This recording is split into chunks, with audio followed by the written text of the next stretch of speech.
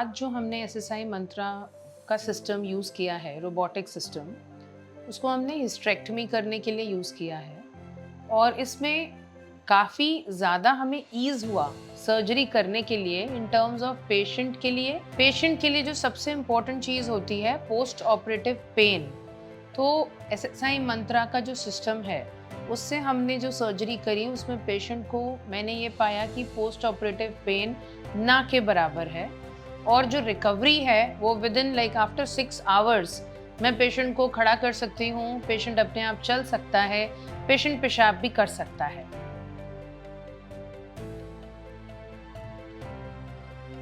जब हम open surgery करते हैं तो उस स्पेस में, उस जगह पर हम अपनी उंगलियों को या हम अपने हाथ को उतने अच्छे तरीके से नहीं ले जा पाते हैं और जो चीरे का साइज होता है वो काफ़ी बड़ा होता है। अगर हम उसी जगह पर कोई भी रोबोटिक सर्जरी करते हैं तो हम बहुत ही स्मॉल साइज इंसिजन, मतलब आप मान के चलिए 1 सेंटीमीटर के साइज के इंसिजन से किसी भी प्रकार का ट्यूमर निकाल सकते हैं।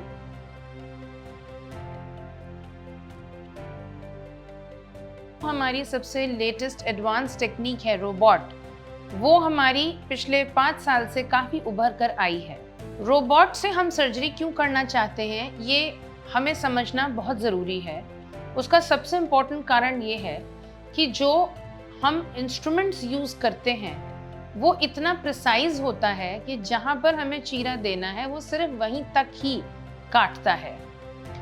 आप कैमरा यूज़ करते हैं तो आप कैमरा में देखते हैं कि magnification, zoom in zoom out का एक कॉन्सेप्ट होता है। उसी प्रकार से रोबोट के जो लेंस होते हैं वो हमको इतना जूम इन करके देते हैं कि हमें 100x दिखाई देता है। तो जो भी बीमारी है जो छोटी सी हमें दिखाई देती है ओपन सर्जरी में, उसको हम बहुत बड़ा देखकर बहुत अच्छे से उसको एक्साइज यानी काट सकते हैं। तो ये एक इतना अच्छा बेहतरीन फीचर है जिसके कारण हमें लगता है कि रोबोटिक सर्जरी हर मरीज को करवानी चाहिए।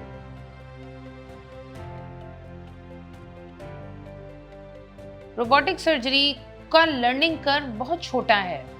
अगर आप ओपन सर्जन भी हैं, जो भी सर्जन्स ओपन हैं, वो बहुत आसानी से इसको सीख सकते हैं और इसमें किसी प्रकार की कोई समस्या नहीं है।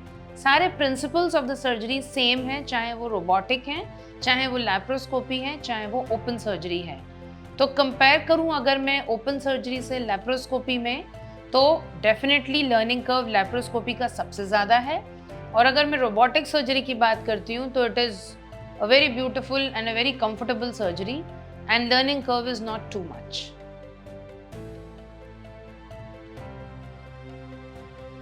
It is very good. It is not like other commercial teams जहाँ पर वो एक बार इंस्टॉल करते हैं तो उनके टीम्स जो होते हैं वो पर्टिकुलर टाइम पे करने के बाद they don't follow up. But यहाँ एसएसआई मंत्रा में हम पिछले 1 साल से सर्जरीज कर रहे हैं और हमको जहाँ पे भी डिफ़िकल्टीज आती हैं तो हम उनको कांटेक्ट करते हैं एंड दे हेल्प अस।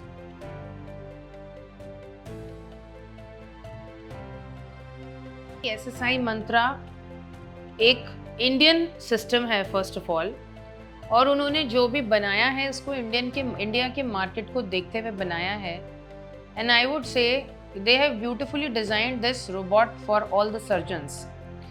इसमें सबसे अच्छी खासियत ये है कि as a surgeon, as if I am a buyer, तो मेरे लिए उसकी इकोनॉमिक्स को मैनेज करना काफ़ी आसान है।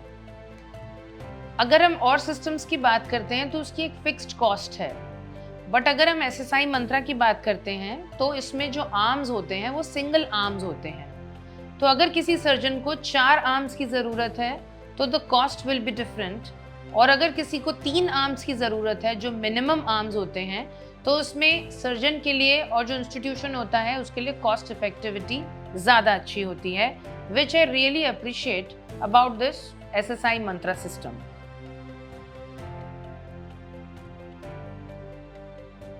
SSI Mantra, I think on the globe right now, it is the only robotic platform which is giving us the facility of telesurgeries and teleproctoring, जो हमको इस बात के लिए ईज करता है।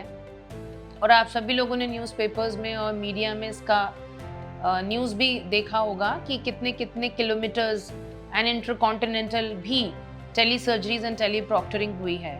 So this is one of the features which I really appreciate, and this technology has given us the ease कि हम अगर कोई difficult surgery कर रहे हैं और अगर उसमें हमको थोड़ा सा भी confusion है तो हम अपने mentors को connect करके उसी वक्त उनसे situation को handle करा सकते हैं.